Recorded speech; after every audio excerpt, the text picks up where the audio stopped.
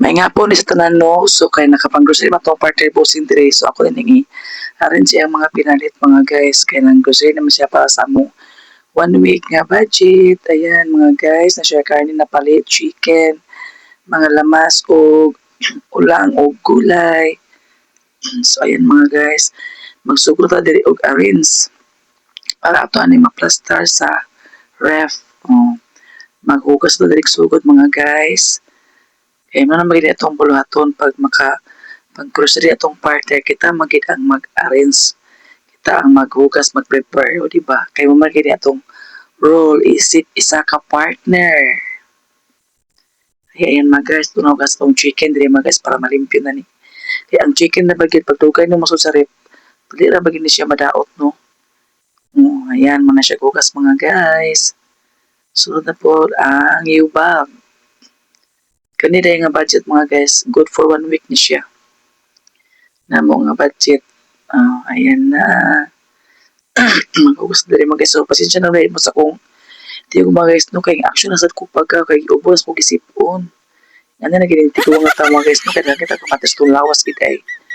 Ayan na mga guys, to nang hugasan atong yubab para masuola gyapon sa ref. Ate ako tulan gid mga guys ay pasensya na gid mo sa kong voice over kung nagkuan ko diri kay lain gyud tulan gyud.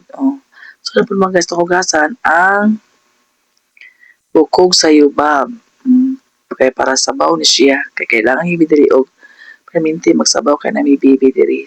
So ang ulang lain mga guys atong hugasan para makulod na gyapon ni siya. Ay ani naman itong kuan mga guys no pag kuan gani na yung mga kuan ato yung so prepare hugas solo din sa rep pa di madaot. So kami diri mga guys no kailangan gimitiri o kan magpundo og mga lamasdaan kay dili mo sa patag layo kay mitiri og talipapa dili bitaw pa sa puntod kadto og talipapa. So mo nang may budget pundo gid anong mga lamas mga seasoning ug uban pa diyang kailangan sa pangkusina gid mga guys kay layo diri og plitahan ang pata layo gid sa puntod nga duol bitaw kaayo. Pwede rin kamudagan kung nakay gusto lutuon. Post na siya mga guys. So, maghugas ito diri og sibuyas dahonan. Ayan na mga guys. Napete siya diri og 2 ka kilo nga manggang hinog. Kay, ganara ang bibi ni mukaon gyapon. O akong bunso diri ka na kay manggang nga hinog. Yun mo lang. Kung lagi na siya kwarta, bakit ka siya ani. Ayan na mga guys. So karon kay nang grocery po siya gamay pa sa mong gatas o Milo. So ako na siya gipangkating diri mga guys. Gisulit ako sa isa ka container. Sa isa ka garapon. Kay para dili siya hilabtan sa R80. Kaya mong R80 very good kayo. Mukat bisan asa kung dili mo mabantayan na. Wa na gibuslutan na.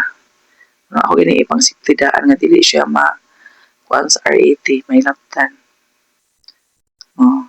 Ayan, naman na mga guys. So, karon ako lang i-flex niya akong ref diri o puno na siya og sulod mga guys.